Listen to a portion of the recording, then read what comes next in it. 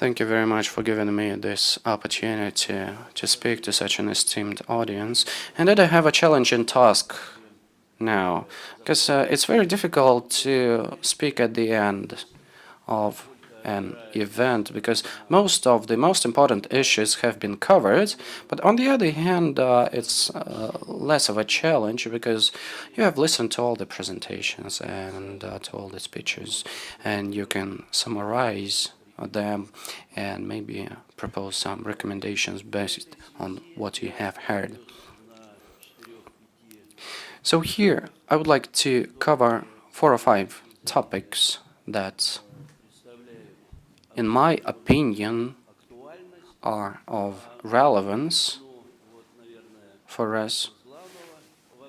Let me start with the most important topic. It's even mentioned in the name of our event: centralized or decentralized model of PES. In my opinion, considering all the previous presentations yesterday and today,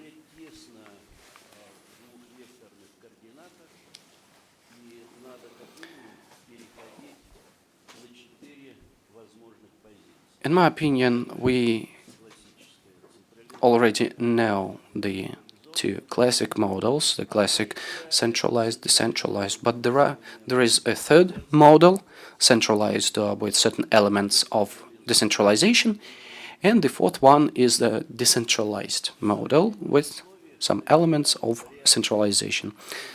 Because in the modern situation, it's not quite advisable and it's not quite feasible, really, to implement a sterile, pure centralized or decentralized model. And the next question naturally is which of the 2 or of the 4 we should opt for. The main criterion is the local situation, the characteristic features of the national economy, of the labor market, of the social and economic situation in the country.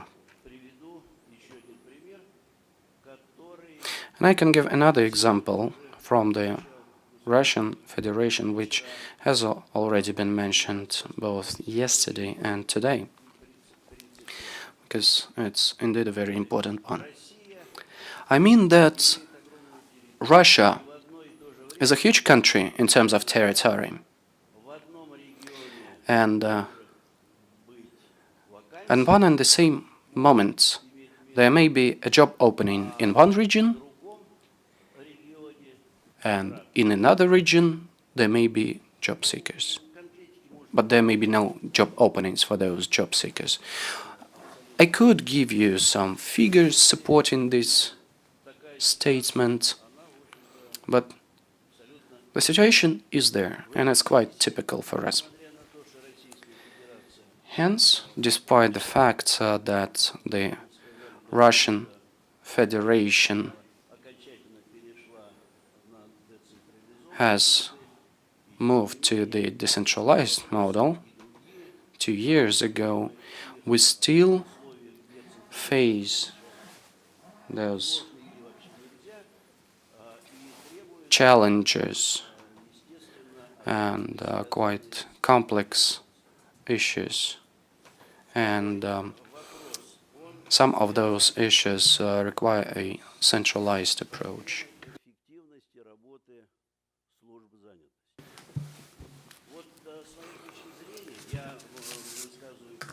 Another topic I would like to cover is the organization of public employment services and the efficiency. In my opinion, the efficiency of PES in the Russian context could be achieved by expanding the scope of functions and authority of the public employment service, like in the classic relation of cost to results, input to output, we can enhance the output if the PAS would deal more with the would focus more on the ILO mechanism.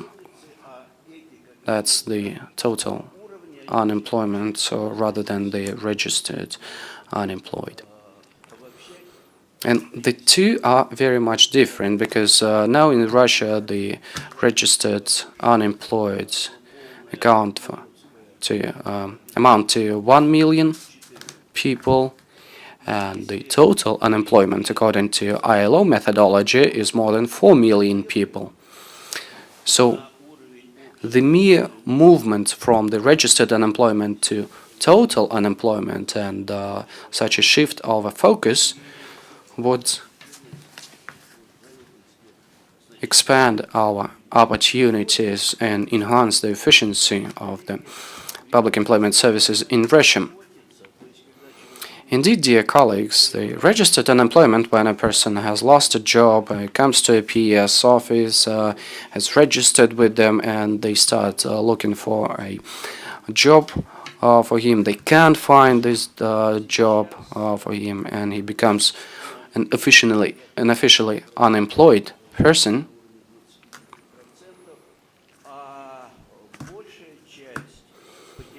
Such people account for smaller parts of the unemployed because the majority of unemployed are trying to find employment themselves using internet, using their professional and social networks, and so on. So there is a certain room for seriously improving the efficiency of Russian PES. And the focus could also be expanded to concealed and other types of unemployment as well.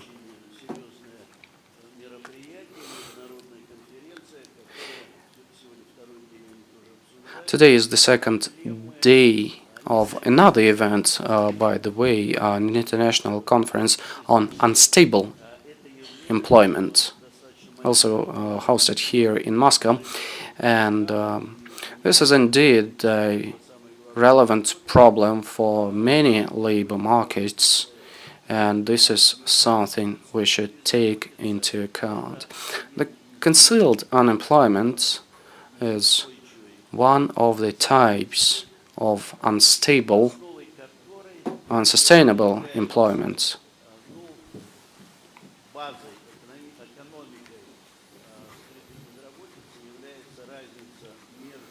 Economically, it's based on the difference between the reduction of industrial production and industrial enterprises and the number of people employed. For example, they reduce the industrial output by 50% and they have to lay off 5% of their staff. And this brings many negative consequences like reduced shifts, reducing the wages, salaries, and people just can't find employment in such a situation.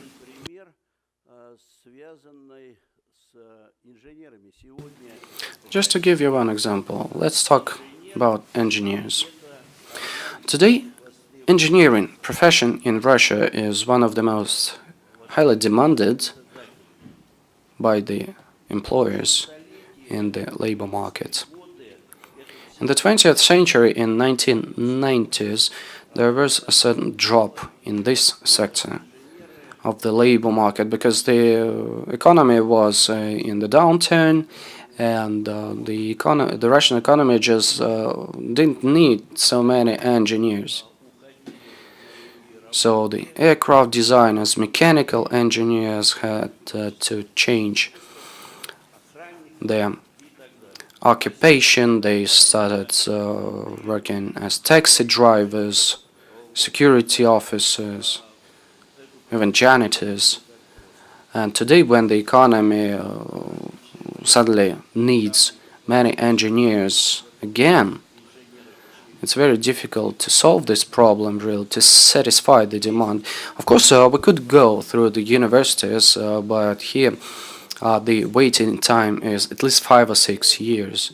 And there are also other ways, but all of them have a certain time lag embedded in them.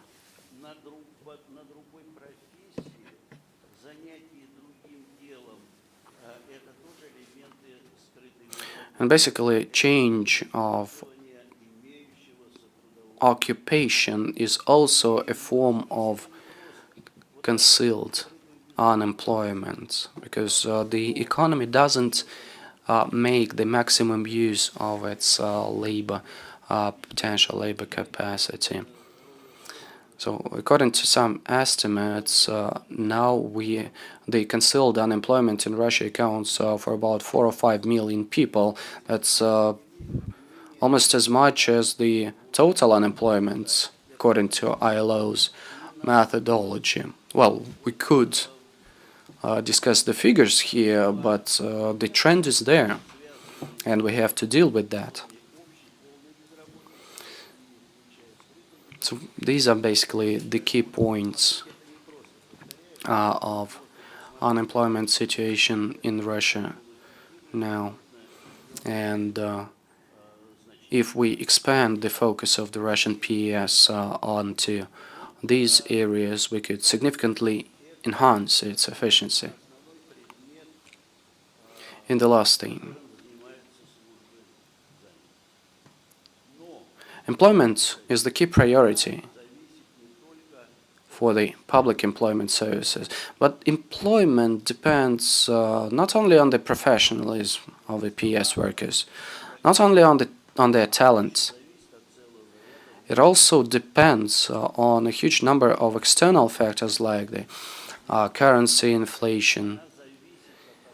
It also depends on the salary level.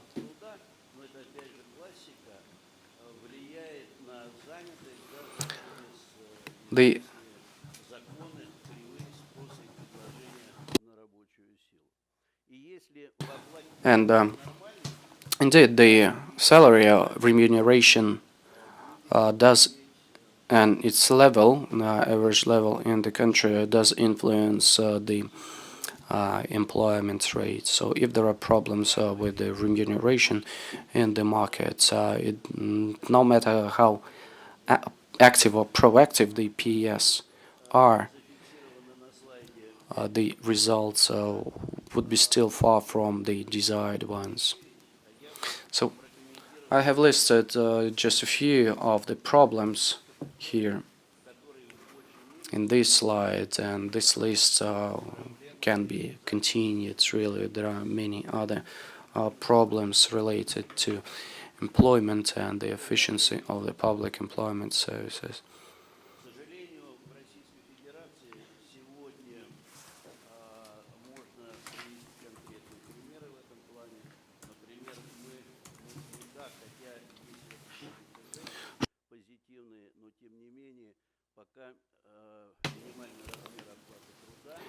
And like, for example, such a problem is the low reproduction rates, and the minimum wage is below the living standards.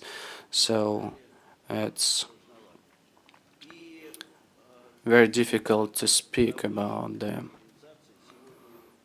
efficient labor markets and efficient labor market dynamics.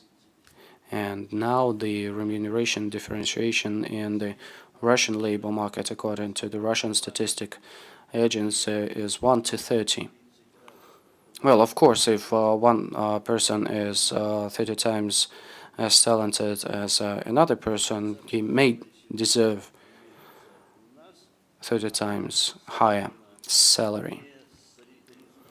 But in our market, this differentiation is not due to the is not due to the work results, it's due to three factors. First of all, the type of legal registration, because different enterprises and with different legal status give different remuneration for one and the same kind of labor. A second factor is the industry this enterprise is in. Again, if it's a hospital, just compare a hospital or a bakery and diamond mine or an oil and gas company. And the third factor is the location. Well, recently we started to deal and to minimize the regional factor here, but again we have a lot of differentiation between Moscow and Ryazan or the Siberia, for example. In conclusion of my speech, I want to reiterate that there are very good prospects for enhancing the efficiency of the Russian public employment service. I wish you all efficient work. Thank you.